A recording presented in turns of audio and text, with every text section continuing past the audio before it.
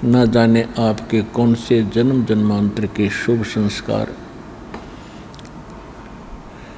आपको प्रेरित प्रभावित करके आपको यहाँ पर लाए हैं। और जितना समय आपको यहाँ आने का मिला है, ये परमेश्वर कबीर जी ने आपकी इस काल से जमानत ली है। हम सभी यहाँ काल की कैद में दंडित हैं, अपना दंड भोग रहे हैं। इंक्लूडिंग ब्रह्मा विष्णु महेश भी काल की जेल में हैं। ये हमारे में से ही इसने यहाँ के प्रधान बना दिए, हमें यहाँ रोक के रखने के लिए। इनको हमसे अधिक सुविधा दे दी। आप देखते हैं आपको कितने दृढ़ बंधन से बांध रखा है, और वो बंधन आपको दिखाई नहीं देते। तत्व ज्ञान न होने के कारण हमने इसको एक परंपरा और अपना कर्तव्य मान लिया। सांसारिक कार्यों को करना, बच्चों की परवरिश करना, और उसके बाद यदि कोई पैसा धन अधिक बच जाता है तो बकवाद करना, शराब पीना, डांस देखना, डीजे बजाना, विवाह के अंदर अधिक खर्च करके प्रभुता का पात्र बनना। इस प्रकार की हम बकवाद करने लगे। और हम कितने दृढ़ बंधन से बांध रखे काल भगवान ने। हमारे अंदर, हमारे परिवार में कितनी ममता और मोह है। हम एक पल भी अपने परिवार के बगैर नहीं रह सकते। कहीं भी कार्यवश जाते हैं तो शाम को कोशिश करते हैं घर पहुँचे।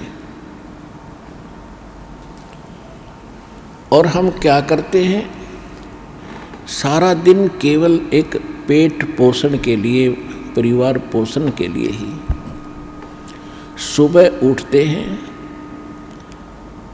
खाना खाते हैं, अपने कार्य स्थान पर चले जाते हैं, अपने फील्ड में चले जाते हैं, दुकानदार दुकान पे, किसान खेत में, मजदूर अपनी मजदूरी के लिए, और नौकरी करने वाला अपनी नौकरी में। और फिर क्या करते हैं, शाम को आके पड़ गए। दिन में तो ये इधर उधर की बातें की, रात को उनका चिंतन सौपन में। सुबह उठे फिर चल दिए, शाम को आके पड़ गए, फिर उठकर चल दिए, फिर पड़ गए, फिर उठकर चल दिए, फिर मर गए। क्या यही काम था इस जीव का? ये काल की कैद है। इस सूक्ष्म, यहाँ पर सभी जो है आध्यात्मिक तरीके से दंडित होता है प्राणी। वो बाहर से दंड दिखाई नहीं देता, जब दंडित हो चुका होता है तब उसको महसूस होता है। और फिर हम ये सोचते हैं कि हमें ये कौन से कर्म का दंड मिला। ये कैद हमने जो यहाँ प्राप्त हुई, ये तो हमारी गलती बाहर की थी। हमने इस कैद से बाहर की थी, जेल से बाहर की थी, उस अच्छे स्थान पे सतलोक में। उसके बाद जो हम जेल में भी गलतियां कर रहे हैं, वो दंड यहाँ पर अलग से भोग रहे हैं। जेल में कोई बंदी, वहाँ कोई अलग से कोई शरारत करता है, उसको अलग से दंड दिया जाता है। और जो उसने बाहर दंड किया वो तो वो भोग ही रहा, क्योंकि जेल के अंदर है।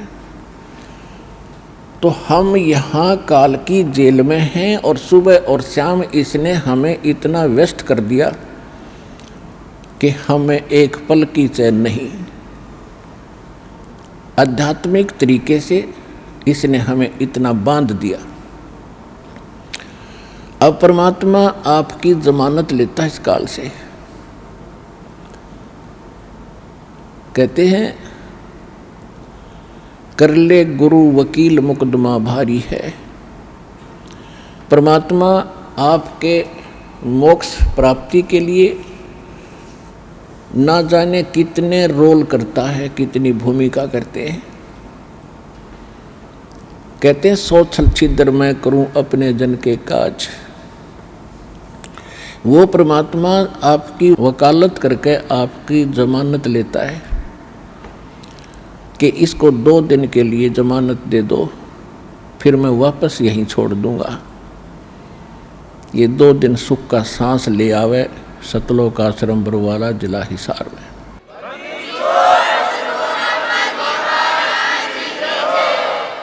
नहीं, जीव के बस की बात नहीं।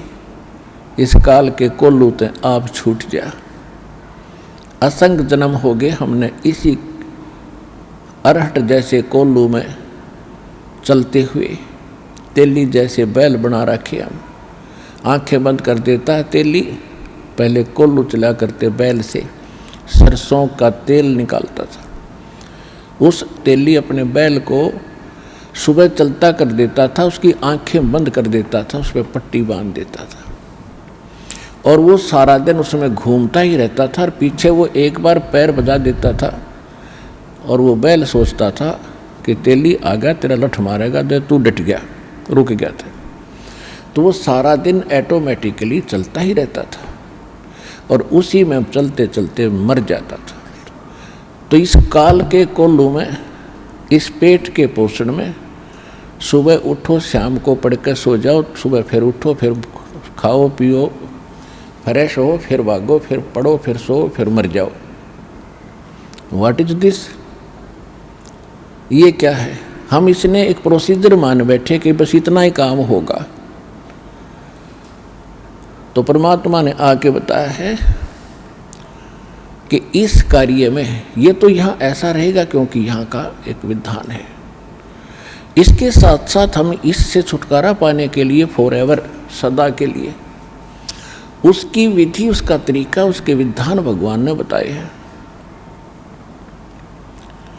उन सभी विधानों के अनुसार हम अपना सब क्रियाएं करेंगे तो फिर हम इस जेल में भी दंडित नहीं होंगे। और जिस दंड के कारण, जिस पाप के कारण हम दंडित हैं, यहाँ पर इस जेल में फंसे, उसका समाधान परमात्मा ने बता दिया। ये भक्ति, ये विधि, ये साधना, ये मर्यादा, आपकी यहाँ से बिल्कुल जेल मुक्त हो जाओगे, आपका पूर्ण मोक्ष हो जाएगा।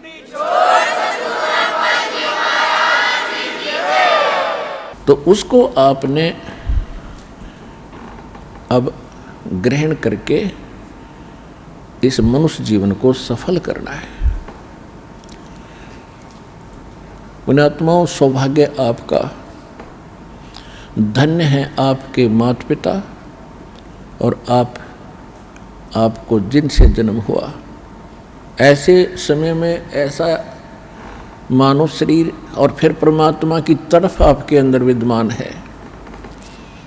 आपके पुण्य कर्मों का कोई एस्टीमेट नहीं लगाया जा सकता कि आप कितने पुण्यकर्मी प्राणी हैं।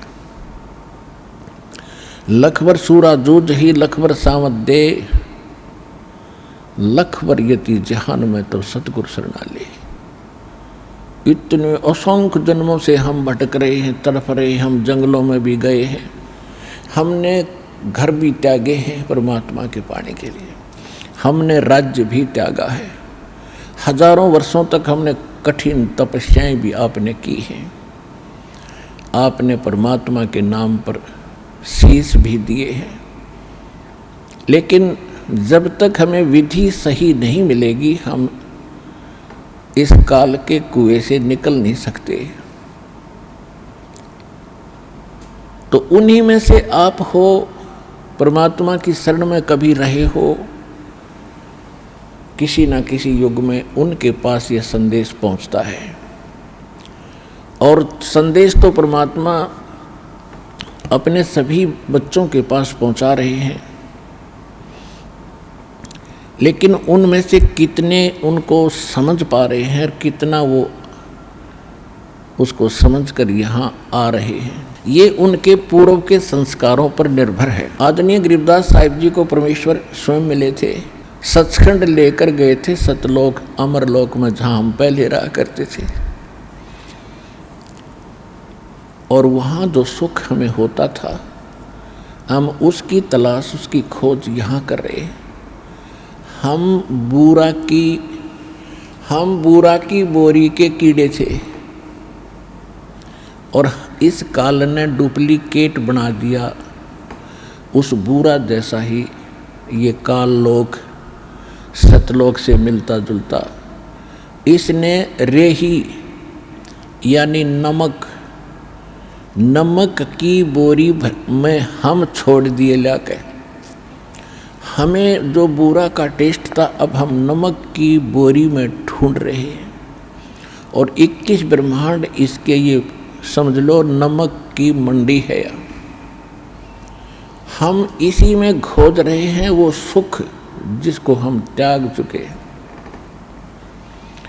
अब हम यहाँ खोज रहे हैं कि वो सुख मिले, वो यहाँ नहीं मिल सकता, क्योंकि बुरा का टेस्ट नमक में नहीं आ सकता।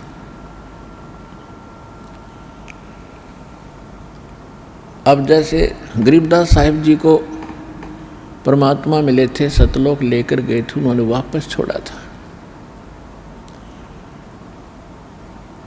तो उन्होंने बताया था कि फिर परमेश्वर ने भी स्वयं बताया कि झूठे सुख को सुख कहे ये मान रहा मनमोद, ये सकल चबी ना काल का कुछ मुख में कुछ गोद। हम हल्के दुख को सुख मान बैठे। जैसे किसी के 3 पुत्र थे, एक पुत्र की मृत्यु होगी, सारा परिवार टक्कर मार रहा, रो रहा, हाहाकार मची थी। शोक व्यक्त करने वाले व्यक्ति गांव नगर और गौहांड पड़ोस से आ रहे थे। उनमें से शोक व्यक्त करने वालों में एक ऐसा व्यक्ति था जिसका एक ही पुत्र था, उसी की मृत्यु हो चुकी थी। सांत्वना देने वाले उसको सांत्वना दे रहे थे जिसका ताजा पुत्र मरा था। उसको कह रहे थे कि भाई देख, यहाँ तो सबके साथ ये घटना घटती है, आप इसको देखो। इस बेचारे का इकलौता ही पुत्र था, उसी की मृत्यु होगी 3 वर्ष पहले। अब ये भी अपना जीवन टाइम पास करा, यहाँ तो सबके साथ ये घटनाएं घटती है, दुख ना माने, कुछ खाना खा ले। जब उसने ये सुना कि इसका इकलौता पुत्र था वो भी मर गया, तो उसने अपने आप में संतोष पाया कि हे भगवान, अब मेरे तो 2 और बचे हैं, मेरा तो एक ही मरा है। इससे उसको संतोष हुआ, फिर शांति हुई, रोना बंद कर दिया, कुछ आहार भी किया। तो परमात्मा कहते हमने इस हल्के दुख को ही सुख मान लिया। यह सुख नाम की चीज 21 ब्रह्मांड बनी है जिसको हम सुख कह सकते हैं। निर्धन सोचता है कि धनवान सुखी होगा। जहां माया है वो व्यक्ति कभी सुखी नहीं हो सकता, उसको तो आग लगी होती है।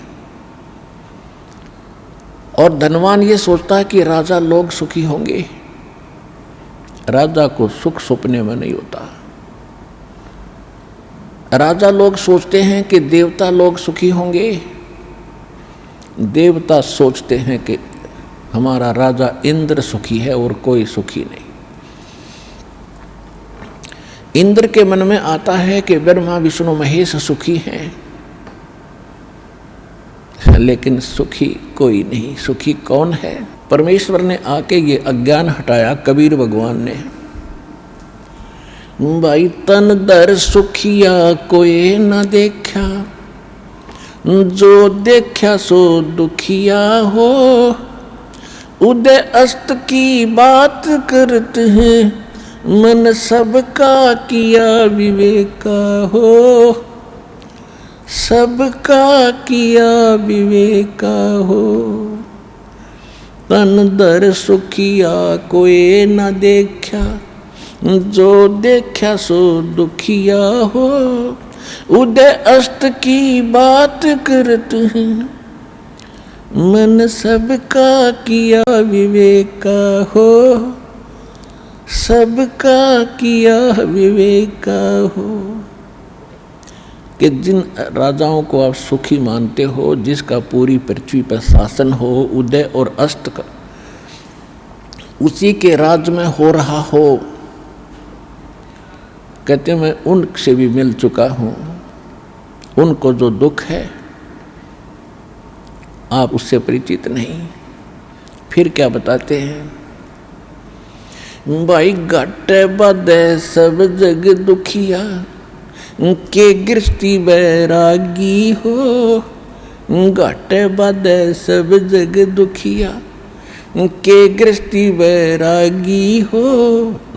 सुख देव ने दुख के डर से, गर्भ में माया त्यागी हो। गर्भ में माया त्यागी हो, तन दर सुखिया। कोई न देखा जो देखा सो दुखिया हो। उदय अस्त की बात करते हैं, मन सबका किया विवेका हो। सबका किया विवेका हो। जंगम दुखिया ये जोगी दुखिया, तपस्वी को दुख दूना हो। जंगम दुखिया ये योगी दुखिया, तपस्वी को दुख दूना हो। आशा तृष्णा सब में व्यापे, कोई महल न सुनो हो। कोई महल न सुना हो, तन दर सुखिया कोई न देखा। जो देखा सो दुखिया हो। उदय अस्त की बात करते हैं, मन सबका किया विवेका हो। सबका किया विवेका हो। भाई साच कहूँ तो ये जग ना माने, पर झूठ कही ना जाई हो। साच कहूँ तो जग ना माने, पर झूठ कही ना जाई हो। ये ब्रह्मा विष्णु शिव जी दुखिया, जिनने ये राह चलाई हो। जिन ये राह चलाई हो, तन दर सुखिया। कोई न देखा जो देखा सो दुखिया हो। उदय अस्त की बात करते हैं, मन सबका किया विवेका हो। सबका किया विवेका हो। सूरपति दुखिया भूपति दुखिया, रंक दुखी बपरीती हो। सूरपति दुखिया भूपति दुखिया, रंक दुखी बपरीती हो। कहें कबीर और सब दुखिया, एक संत सुखी मन जीती हो। संत सुखी मन जीती हो। उदय अस्त की बात करते हैं, मन सबका किया विवेका हो। सबका किया विवेका हो। सूरपति दुखिया भूपति दुखिया, रंक दुखी बपरीती हो। सूरपति दुखिया भूपति दुखिया, रंक दुखी बपरीती हो। कहें कबीर और सब दुखिया, एक संत सुखी मन जीती हो। संत सुखी मन जीती हो, तन दर सुखिया। कोई न देखा जो देखा सो दुखिया हो। उदय अस्त की बात करते हैं, मन सबका किया विवेका हो। सबका किया विवेका हो। परमेश्वर ने आके हमारा अज्ञान हटाने की चेष्टा बहुत प्रकार से की है। अब ये ना हट रहा, हमारे अंदर वो कसक नहीं बन पा रही। इसका कारण ये है कि ज्ञान परमात्मा अकेले ही बताया करते थे और अज्ञान फैलाने वालों की कमी नहीं थी, लाखों और करोड़ों की संख्या में थे। उस समय भी है, आज भी हैं, उस समय भी थे। और जिस कारण से परमात्मा का यो ज्ञान रोशनी नहीं पा सका, इसका प्रकाश बना नहीं। अब वर्तमान में परमात्मा ने ये समय निर्धारित किया कि कम से कम ये सतयुग त्रेता द्वापर में तो सुख का सांस ले लेंगे और त्रेता में इस कलयुग के अंदर तो इनकी दुर्गति होनी ही होनी है। इसलिए परमात्मा ने यह शिक्षा हमें दी। कलयुग भी 5500 वर्ष बीत गया था, या शिक्षा नहीं थी हमारे अंदर। और अब शिक्षा पाकर हम ये सोच रहे हैं कि अब हम ज़्यादा इंटेलिजेंट और सभ्य हो गए। हम इंटेलिजेंट तो हो गए लेकिन सभ्य नहीं हुए। हमारी इंसानियत का नाश हो गया। इस माया ने हमारी बुद्धि हड़प ली, हर ली। इस शिक्षा ने हमें बेईमान बना दिया, अहंकारी बना दिया, अभिमानी बना दिया। छोटी सी कोई पोस्ट प्राप्त कर लेता है या कोई अच्छी पोस्ट IAS IPS, कोई डॉक्टर, इंजीनियर, जज, मंत्री, मुख्यमंत्री, प्रधानमंत्री बन जाते हैं। ये अपने आप में इतने अहंकारी हो जाते हैं, ये अपने अस्तित्व को भूल जाते हैं। और आम व्यक्ति भी जिसने थोड़ी सी भी कोई शिक्षा प्राप्त है, वो विशेष ही तरीके से रहता है। और हमारे पूर्वज दास ने वो पिछला जमाना भी देखा है और वर्तमान में जो लगी हुई आग भी देखी है। हमारे माता पिता, दादा, परदादा, गांव के लोग, उनके पूर्वज, वो कैसे रहा करते थे? इतना सिंपल, एक साधु की तरह रहा करते थे। तन पे कपड़ा भी नहीं, धोती बांध लेते थे, सारा दिन खेतों में मजदूरी में काम करते थे और इतना प्यार और विनम्रता और शांत चित्त रहते थे। जो मिल जाता उसमें सब्र संतोष किया करते थे। और अब ऐसी आग लगी है, चाहे जिसके पास आज करोड़ रुपए हैं तो नौकर अरब नहीं हुए तो कोई जीना नहीं। एक कोठी है तो सब्र नहीं नौकर 5-4 प्लाट और हों, 1-2 कोठी और बनाऊं, और फिर भाई की टिकट कट जा, मर जा, फिर कुत्ता बन के उस कोठी के बाहर गली में बैठा, उसकी छाया में भी ना बैठने देंगे वो पुत्र, आते जाते डंडा ठोकेंगे सिर में। तो परमात्मा कहते हैं कि इस काल ने आपकी अक्ल मार रखी है, आपकी बुद्धि हट रखी है। अब परमात्मा जो ज्ञान आपको बता रहे हैं, आप बुद्धिमान हैं, एजुकेटेड हैं।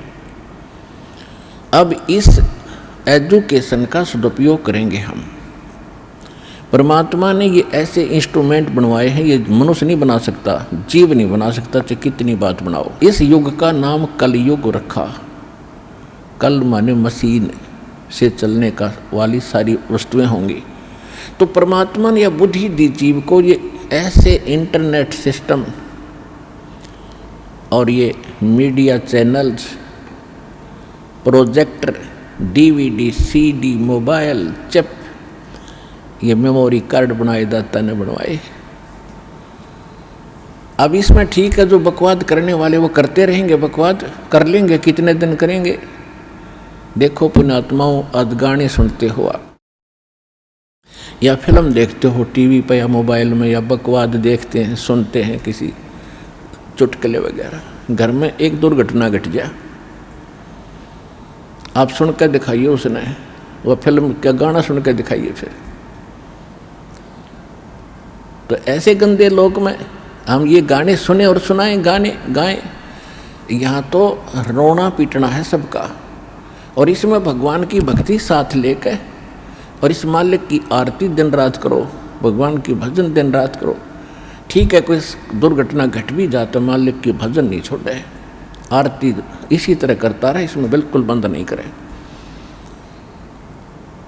क्योंकि दुख हल्का भगवान ही कर सकता है, उसको रोते रोते भी मालिक ने याद करे। तो कहने का भाव ये है कि इस गंदे लोक में हम भूल जाते हैं, किसी के घटना घट गई, हम एक औपचारिकता करने जाते हैं वहाँ पर। अगर वो हमारे आया था और हम नहीं गए तो वो दुख मानेगा। बस वहाँ थोड़ी सी देर बस पूछ लेते हैं कैसे हुआ, क्या हुआ, बहुत बुरा हुआ, बाहर आते फिर वो सैर सपट्टे अपने जो के तो रहते। जिसके लागे सो तन जाने, और यह सब के लगेगी, किसी के पहले लग जाएगी, किसी के बाद में लगेगी। यहाँ तो कोई नहीं बचेगा इस मार से, काल के कोल्लू में सब पड़े हुए हैं। और एक दिन इसके पाठ के नीचे आपने आना पड़ेगा। परमात्मा कहते हैं चलती चक्की देख के और दिया कबीरा रो, और दो पाटन के बीच में साबत बचा ना कोई। चक्की के बीच में चक्की चल रही है पत्थर की, उसमें कणक डाली जा रही है। कहते दो पाटों के बीच में, इस काल और माया के बीच में आपको पीसा जा रहा है, इसमें साबत कोई नहीं बचेगा। फिर कहते हैं कि किले से लागा रहे ताका नाश न हो। हमने देखा कि हमारी माताएं हाथ से चक्की पीसा करती थी और उसमें एक किला होता था। किला बीच में एक ऐसे दोनों पाटों के बीच में सेंटर में पाट होते गोल गोल चक्कर पत्थर के, उसमें एक तो डंडा सा लगा होता था उसको घुमाने के लिए, और एक उनके सेंटर में एक सुराख सा होता था, उसमें एक लकड़ की ऐसे गोल सी लंबी लंबी सी एक लगी हुई थी गुटका सा, और उसके चारों तरफ उसके खाली स्थान होता था, उसको किला बोलते थे। अब जो कणक उस किले में पड़ गई वह तो ज्यों की त्यों रहती थी, उस पर उन दोनों पाटों का असर नहीं होता था, और जो उन दो पाटों के बीच में आ गई वह सारी पीस दी जाती थी। तो यहाँ परमात्मा कहते हैं किले से लागा रहे ताका नाश ना हो। तो हम परमेश्वर कबीर जी के साथ लगेंगे, ये किला है इस काल के चक्की के बीच में, और जो परमात्मा के संपर्क में इसके निकट आ गया फिर काल के इस पत्थर यानी दोनों पाटों से बच गया। तो जो परमेश्वर कबीर जी की शरण में आप आगे तो आप उस काल के कोल्लू से, उस चक्कर से यानी पिसने से बच जाओगे। तो प्रसंग चला था कि हम परमात्मा कहते हैं झूठे सुख को सुख कह ये मान रहा मनबोध, ये सकल चबी ना काल का कुछ मुख में कुछ क्रोध। तो परमात्मा ने ये आग पहले नहीं लगने दी शिक्षा की, और कितना प्यार, कितनी आधीन्य, कितनी विनम्रता। और जितने हम विनम्र होंगे, अधीन होंगे, अहंकार रहित होंगे, उतना भगवान हमारे निकट आओगा।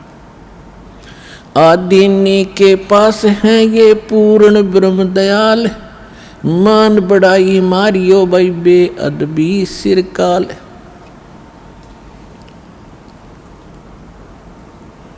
अब जितने हम विनम्र रहेंगे परमात्मा उतना ही साथ देगा।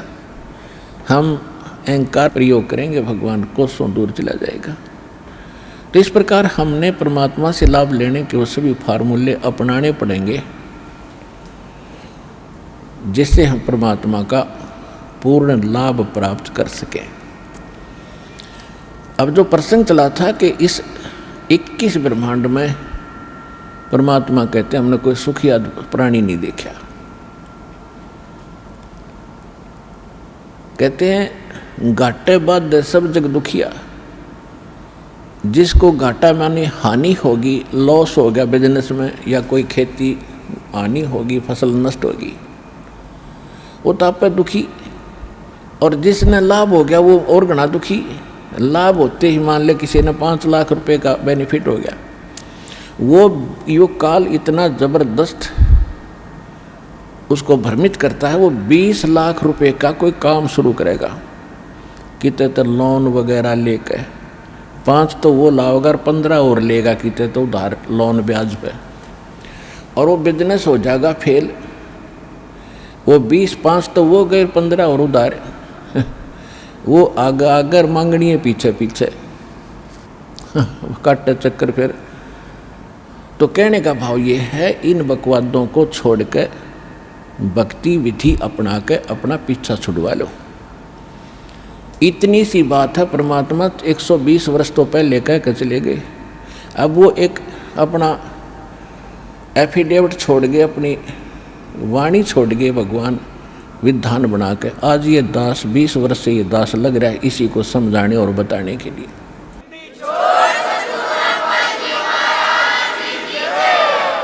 और जब तक हम इस विधि को नहीं अपनाएंगे, हम ना तो यहाँ सुखी हो सकते और भविष्य तो भूल जाओ, सुख स्वप्न में भी नहीं होगा।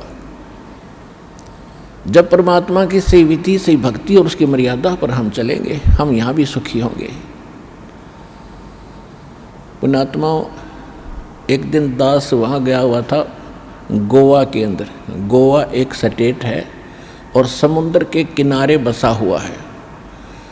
वहाँ भगत ने एक सत्संग करवाया था। हम सत्संग करने गए थे सन 2004 में, और वो सत्संग भी उस समुद्र के किनारे से थोड़ी सी दूरी पर, यानी वहाँ से 8-7 किले दूरी पर, 1000 फुट दूरी पर एक ग्राउंड था, वो बुक करा रखा था। सत्संग समाप्त करने के बाद शाम को टहलने के लिए चले गए और सुबह भी फिर उधर ही घूमने जाते थे। तो क्या देखा, वहाँ पर ये फॉरेनर, विदेशी लोग अपने परिवार सहित उस समुद्र के किनारे रेत के अंदर लौट रहे हैं और रेत को लगा रहे हैं। और वो बता रहे थे कि ये कह रहे, अंग्रेजी में बोल रहे थे, कहा बड़ा आनंद आ रहा है, यहाँ पूरी शांति मिलती है। और फिर उनके बारे में ये भी बताया गया कि ये वहाँ अरबपति हैं, अरबपति। इनकी बहुत बड़ी इंडस्ट्री चलती है, इनके बड़े बड़े महल हैं, बड़ी बड़ी कार हैं, 1-1 करोड़ की कार है इनके पास। और उन महलों को जिसमें ये करोड़ों रुपये की कोठी बना कर, करोड़ों रुपये की कार लेकर, वहाँ शांति नहीं, शांति मिली वहाँ कपड़े निकाल के एक लंगोट बांध गए और रेत में पड़े हैं। कहा हाँ यहाँ बड़ी शांति है। इन कोठियाँ ने शर्मा मारोगे जहाँ शांति नहीं, चाट लो उन कोठियाँ ने जहाँ शांति नहीं। तो पुण्यात्माओं, ये हालत है हमारी। शांति तो है बिल्कुल निश्चिंत होकर के और हल्का बन के, इन कार कोठी और इस माया में कभी सपने में भी शांति नहीं होगी। और शांति नहीं है तब बाढ़ में जाओ, वो धन जिसके चाहे अरबपति और चाहे खरबपति, जब आत्मा में शांति नहीं, वो तो आज भी आग में जल रहा है, फिर सारी संपत्ति ने छोड़ के फिर नरक की आग में न्यारा जलेगा। वो यहाँ भी दुखी, उसका परलोक भी दुखी। तो यहाँ परमात्मा हमें याद दिलाते हैं कि घाटे बाधे सब जग दुखिया और के गृहस्थी बैरागी हो। जो घर छोड़ कर चले गए, बैराग ले लिया, जंगल में जा बैठे। अब वहाँ जाकर जंगल में बता कोई बात है, कैसी बुद्धि भ्रष्ट हो रही थी हमारी। अब जंगल में कोई भगवान की तरह पेड़ का बांध रखा कि जाते खोल लाऊंगे ये अकल देखो। पर आत्मा है, ये भगवान के लिए रुक नहीं सकती। जैसा भी इसको गाइड मिलता था ऐसे या अपनी सौ प्रेरणा से भाग लेती है। अब घर त्याग दिया, जंगल में पहुंच गया, ठीक है, रोटी खा कर गया होगा सुबह सुबह, तो शाम तक कोई दिक्कत ना लेकिन शाम में भूख फेर लगेगी, रात काट लेगा जैसे तैसे, सुबह नहीं होगी उस पर। सुबह फिर भागेगा कहाँ, गृहस्थियों की तरफ, गांव नगर की तरफ, दिए माई वहाँ से मांग के फिर जंगल में बैठ के खाई। और फिर वर्षा होगी तब उसको महसूस होगा भी बहुत दिक्कत आई है, फिर एक झोंपड़ी डालेगा। सर्दी लग गएगी तो कोई कंबल मांग के ले आओगा किसी से, फिर के छोड़ा वह भी चिंता वहाँ नौकी नो बन गई, वो फालतू ज़्यादा बन गई। वहाँ बड़े बनाए मकान थे, बड़ी बनाई रजाई कपड़े थे और बड़ी बनाई रोटी मिलना थी। वहाँ ना भक्ति करेगी, वहाँ जा बकवाद करी, इस ऐसे भगवान मिलेगा। तो कहने का भाव ये है, बगैर ज्ञान के हम डले ढोरे थे और गृहस्थी न सोचने लग गया कि ये जो बाहर बैठा जंगल में तपस्या कर रहा है यूँ पाओगा भगवान। तो परमात्मा के पाने का विधान विधि हमारे सदग्रंथ बताते हैं और खुद भगवान बताते हैं, या जिन्होंने परमात्मा पाया वो संत महापुरुष बताते हैं।